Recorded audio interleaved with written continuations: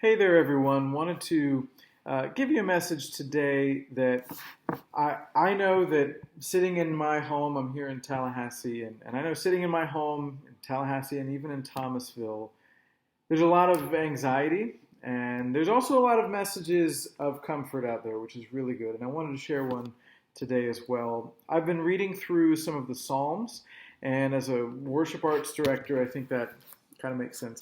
But there were a couple of them that I thought were really helpful, and one of the reasons they're helpful is because what we consume, we know this now, what we consume comes back out, right?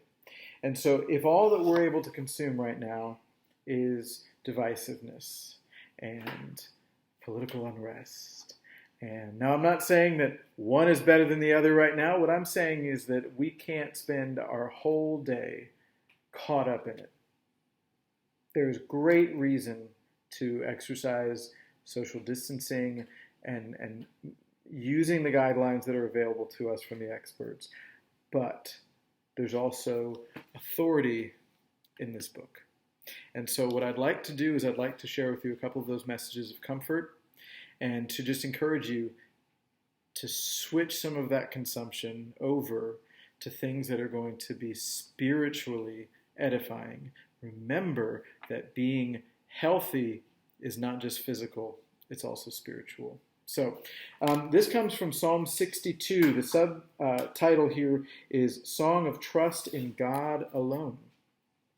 For God alone my soul waits in silence. From him comes my salvation. He alone is my rock and my salvation. My fortress, I shall never be shaken. How long, I'll skip ahead actually. For God alone my soul waits in silence, for my hope is from him. He alone is my rock and my salvation, my fortress, I shall not be shaken. On God rests my deliverance and my honor, my mighty rock, my refuge is in God. Trust in him at all times, O people, pour out your heart to him, before him. God is a refuge for us. And then right next to it, Psalm 63. This was one that I have not spent as much time reading through. But this one,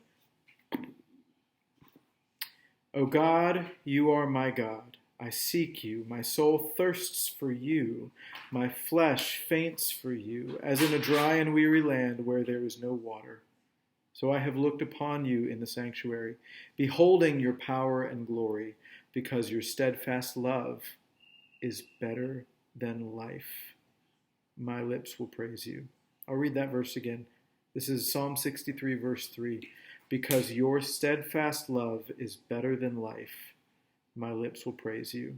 And it continues on. So I will bless you as long as I live. I will lift up my hands and call on your name. My soul is satisfied as with a rich feast, and my mouth praises you with joyful lips. When I think of you on my bed and meditate on you in the watches of the night, for you have been my help, and in the shadow of your wings I sing for joy. My soul clings to you, your right hand upholds me.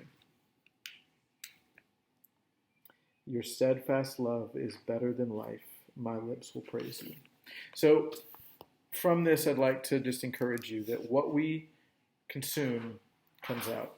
And so I encourage you to find refuge in the things that are written for us, the things that are from God.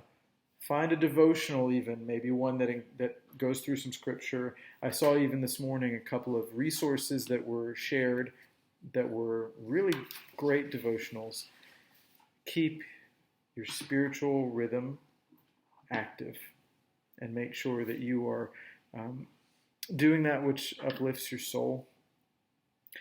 Because we cannot meet right now physically all together in the church, but that does not mean that we are not coming together as believers. That does not mean that we cannot be in fellowship with one another, even remotely.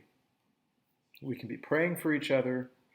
We can be reaching out. I've been in discussion with some of my worship team and choir members lately, and it's and even the youth some, and it's been really important, I think, for us to keep reaching out to each other. So I will leave you with the final, something that came to my mind this week, which is that we may be in isolation, but we don't have to be alone. God is always here for us, and I pray that you would be uplifted in his comforting embrace at this time. Go in peace.